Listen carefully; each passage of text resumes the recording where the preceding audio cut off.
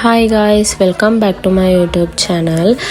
ඔන්න අද vlog එක බිනර පොය දවසේ අපි මොනවද කරේ කියලා කියන්න. එහෙනම් දිගටම channel එකත් එක්ක රැඳින්න. බිනර පොයට කලින් දවසේ අපේ ලොකු තාත්තලා ගෙදර ආවා අපේ ගෙදර. මොකද බිනර පොය දවසේ අපේ පන්සලට උපාසක දානේ ලෑස්ති කරලා තිබ්බ නිසා. ඉතින් 40ක් 50ක් විතර කට්ටියකට කෑමු යන්න තිබ්බා. ඉතින් අපේ ලොකු අම්මලා, එතකොට එහා පැත්තේ ගෙදර ආන්ටි, අපේ ආච්චි, ඉතින් කට්ටියම එකතු වෙලා තමයි රෑට පොඩ කෑම හදා ගන්න පුළුවන් කෑම රෑ හදලා තියාගත්තා. ඉතින් තාත්තලා එතකන් පාටි එකක් දැම්මා. ඉතින් ගොඩ කාලෙකින් කට්ටිය හම්බෙච්ච නිසා තමයි පාටි එක දැම්මේ. අපි පුළුවන් කෑම රෑ හදලා තියාගත්තා. ඉතින් කට්ටිය කතා වෙවි. ඔහොම ටිකින් ටික කිව්වා. ඉතින් පහුවෙන්ද උදේ මේ ලෑස්ති වෙලා තියෙන්නේ අපි පන්සලට යන්න. දානෙත් ලෑස්ති කරගෙන කට්ටිය යන්න පිටත් වෙනවා. ඊට පස්සේ පන්සලට ගිහිල්ලා දානේ ඊට පස්සේ අපි මුලින්ම පහන් පත්තු කළා වැඳලා කළා තමයි දානේ වැඩ පටන් ගත්තේ. දානේ ගියපු ගමන් බෙදන්නේ නැහැ.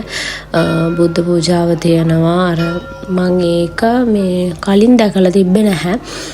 බුද්ධ පූජා පූජා කරලා ඊට පස්සේ මේ වැඩ පටන් ගන්න තියෙන්නේ.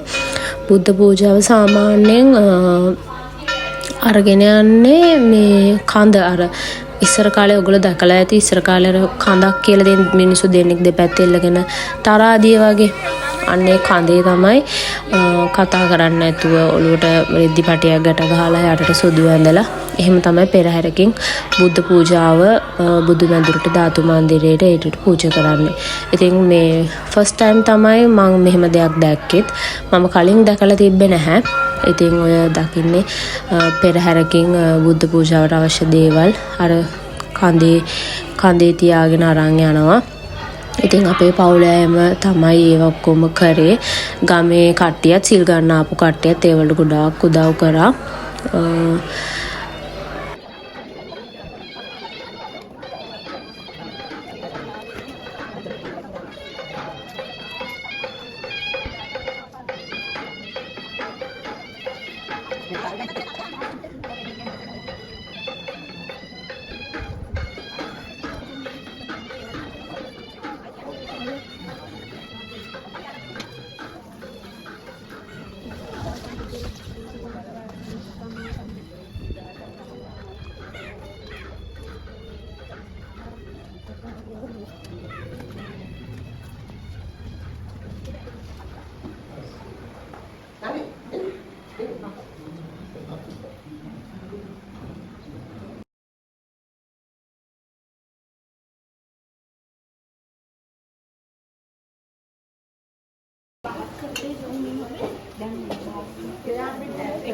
බුද්ධ පූජාව ඉවරනාට පස්සේ අපි දානි බෙදන්න පටන් ගත්තා.